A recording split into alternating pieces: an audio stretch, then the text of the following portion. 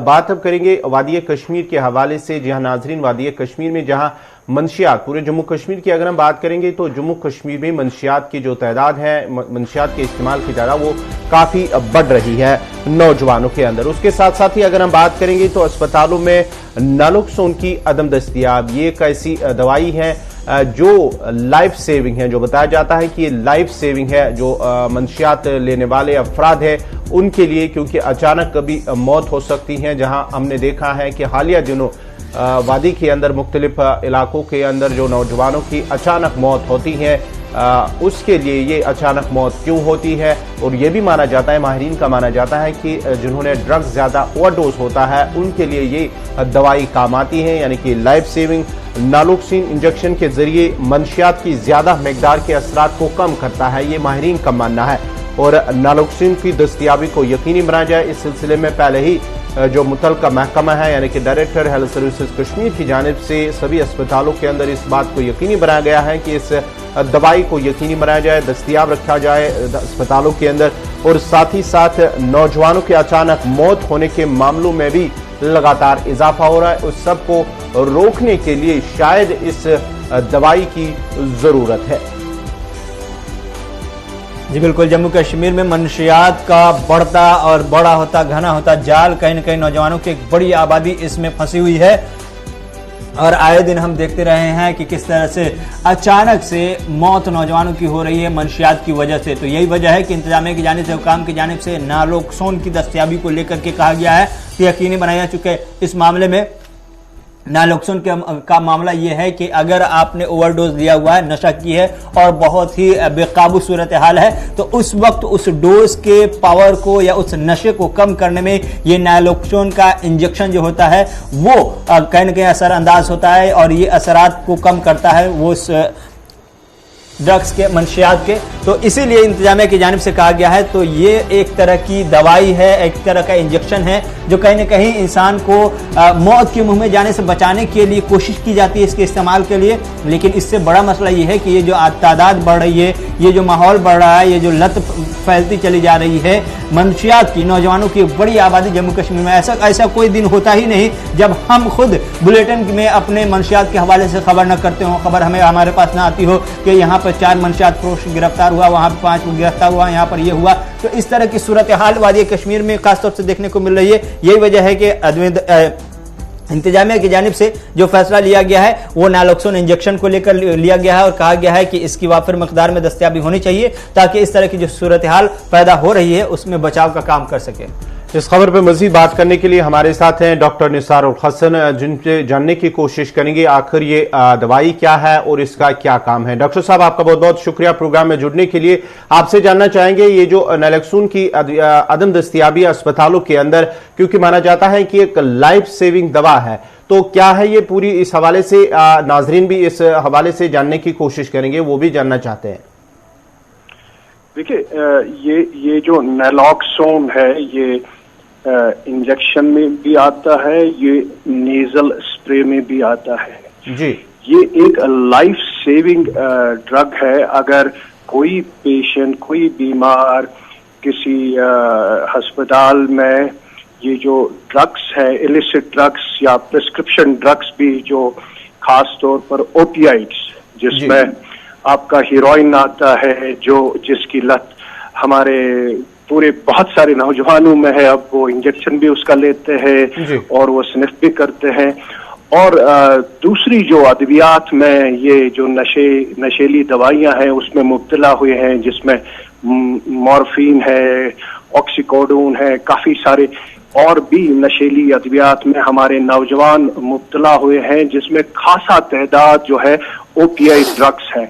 और हमारे अस्पतालों में अगर कोई जो पेशेंट्स जो इनका ओवरडोज लेके आते हैं, जो ये ओपीआई ड्रग्स है, नशीली अद्वियात है, इसका जो साइड इफेक्ट है वो ये पेशेंट्स रेस्पिरेटरी डिप्रेशन लेके आते हैं, हार्ट अटैक्स लेके आते हैं, क्योंकि ये जो नशीली अद्वियात हैं ये लंग पे भी असर करते हैं, ब्रेन पे भी असर करते हैं और हार्ट पे भी असर करते हैं, जिसमें काफी जो है लोगों की मौत हो गई है, खास तौर पर नौजवानों की अचानक।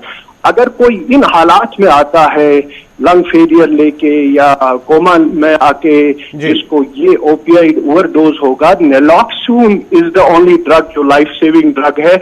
अगर ये इमीडिएटली दिया जाएगा तो उस नौजवान की या उस पेशेंट की जान बच सकती है।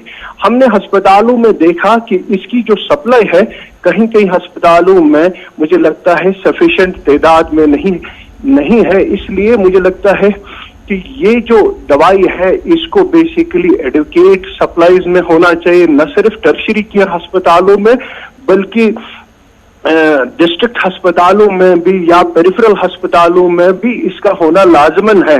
क्योंकि अगर कोई पेशेंट ये कंडीशन लेके मॉर्फिन ओवरडोज या हीरोइन ओवरडोज लेके आएगा, उसको ये इमीडिएटली देना है। अगर किसी को पेरिफेरी में हो जाएगा उसको नियर बाय हॉस्पिटल में ये अवेलेबल होना चाहिए।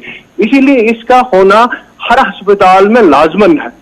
और मैं आपकी वसादत से ये कहना चाहता हूं, देखो we have to see to it कि जो ये नशीली अद्वियात जो जिसमें हमारे नौजवान मुब्तला हो गए हैं, ये जो सपोज हीरोइन है, इसको रोकना है हमको। और खास तौर पर यहाँ के साइकेट्रिस्ट डॉक्टर साहिबान को जो प्रिस्क्रिप्शन देते हैं ओपिएड प्रिस्क्रिप्शन, उनको ये चाहिए कि बाकी जो है दवाइयां जो पेन किलर्स है, क्योंकि अगर किसी को पेन होती है, ज्यादा पेन होती है, बाकी ऑल्टरनेटिव पेन किलर्स भी है हमारे। डॉक्टर साहब आपसे जानना चाहेंगे, ये जो नालोक्सोन दवाई है क्या ये सिर्फ अस्पतालों के अंदर दस्तयाब है या कि फिर जो मेडिकल स्टोर्स हैं बाहर मार्केट्स में वहां पर भी इजीली दस्तयाब होती है?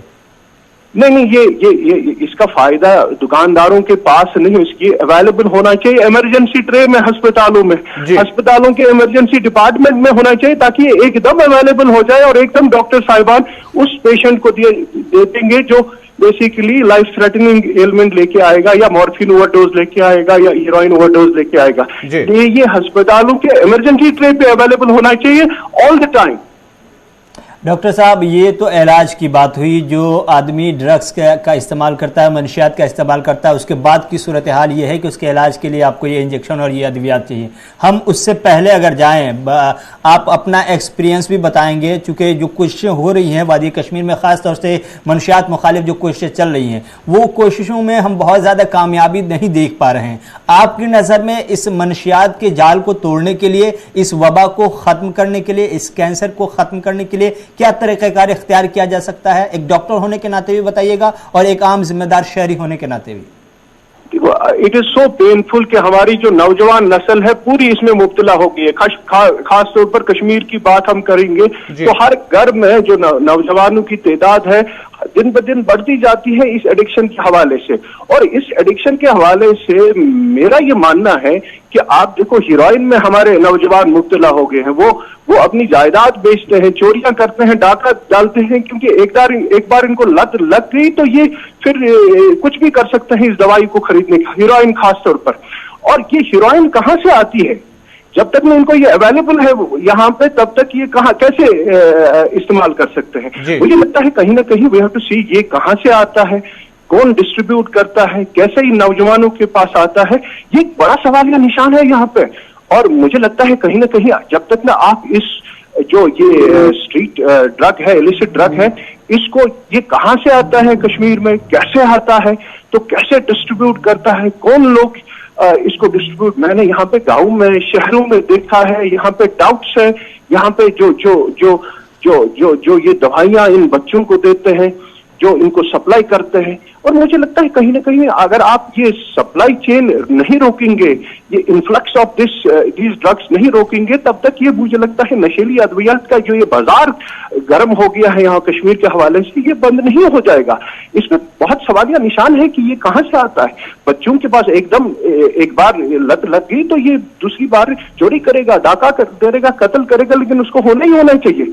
मुझे लगता है ये जो है हीरोइन खास तौर पर और भी जो नशीली अद्वियात है, जब तक ये अवेलेबल रहेंगे तब तक ये बच्चे जो है ले जाएंगे। और दूसरा मेरा यहाँ पे डॉक्टरों का है, खास तौर पर साइकेट्रिस्ट जो डॉक्टर्स है, एकदम कोई पेशेंट माइल्ड डिप्रेशन लेके आता है, कोई पेशेंट उनके पास मामूली पेन लेके आता है, तो उनके पास ये ओपिएड या साइकोटिक ड्रग्स एक प्रिस्क्राइब करते हैं। मुझे लगता है खासा तादाद जो है प्रिस्क्रिप्शन ड्रग्स की वजह से भी यहाँ पे जो है जो ये ड्रग एडिक्शन की तादाद जो है बढ़ गई है। क्योंकि अगर आप किसी को ओपियाइड एनर्जिक दे देंगे, एक बार वो लेता है पेन के लिए, दूसरी बार वो basically he craves for it, फिर वो दुकानदारों के पास जाके उनको डरा धमका के उनसे लेता है, या दुकानदार भी यहाँ पे इसमें शामिल है, कई दुकानदार जो इनको ये अद्वियात देते हैं। मुझे लगता है जिम्मेदारी न सिर्फ डॉक्टर्स की है बल्कि यहाँ के हर किसी की जिम्मेदारी है। बहुत बहुत शुक्रिया डॉक्टर साहब। डॉक्टर निसारुल हसन जो बात कर रहे थे नालोक्सोन दवाई की जा रही जो अद्वियात है उसकी अदम दस्तियाबी अस्पतालों के अंदर, इमरजेंसी जो अस्पताल है वहां पर इसे इस्तेमाल किया जाता है। लाइफ सेविंग दवाई हैं। इस सिलसिले में अस्पतालों के अंदर जो वादी के अस्पताल है वहां पर इसकी कमी की वजह से भी जो है सवाल उठ रहे हैं।